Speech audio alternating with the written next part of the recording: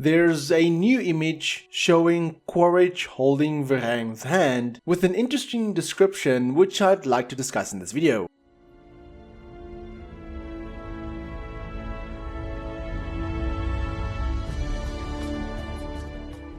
Avatar Theory here, hope you're doing well and having a fantastic day. And now that some of the books for Avatar Fire and Ash is out, new images are popping up, and this image with Varang and Quaritch comes out of the Avatar Fire and Ash Ultimate Sticker Book. The image itself, although a little bit blurry, as I had to take a photo from the sticker book itself, shows Varang on the left side, and you can see that Quaritch is holding her hand with Lyle in the back in the middle, and behind him is the rest of the Mongquan clan. Now you can also see that there is some fire behind them, so it does seem like this might take place in their village, in the Ash clan village, but the description that comes with it is what's specifically interesting and adds to a theory that I've thought about for some time. Now the description reads, quote, "Possessing human and Na'vi qualities, Quaritch forms an unlikely bond with Varang, leader of the Mongquan clan. He offers her weaponry to strengthen the clan's power and proves that he does not fear her. Feeding off each other's strength, they become the ultimate power couple." End quote. Now the part that stands out with this description is where it states that Quaritch offers her weaponry to strengthen the clan's power, as we know that one of the clips that was shown at the end of the re-release from The Way of Water shows Quaritch arriving at the Ash clan with a bag full of RDA weapons as some sort of offering, and stating that he essentially has a lot more than that he can offer, basically trying to form an alliance. Now if you've watched the documentary Fire and Water, at the end of the second episode there is an extended clip which shows the Ash clan capturing the kids, and in that clip you can see one of the Ash clan warriors grabbing Loak's rifle, calling to Varang, and she seems very